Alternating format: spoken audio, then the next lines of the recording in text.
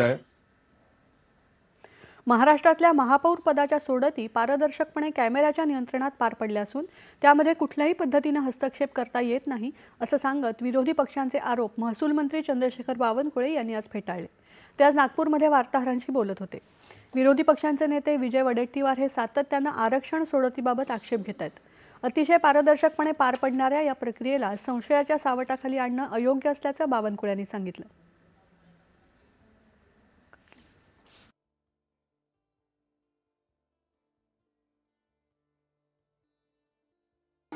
खरं तर वडेट्टीवारकडनं अशा पारदर्शी विषयावर कलंक लावण्याची जी पद्धती आहे ती वडेट्टीवारला न शोभणारी आहे. शेवटी महिला आरक्षण होत असताना किंवा SC/ST आरक्षण होत असताना कुठल्याही पद्धतीचा कुणाचे हस्तक्षेप त्या ठिकाणी चालत नाही आणि अशा पारदर्शी प्रशासनामुळेच आज महाराष्ट्राची पत ही देशामध्ये आहे.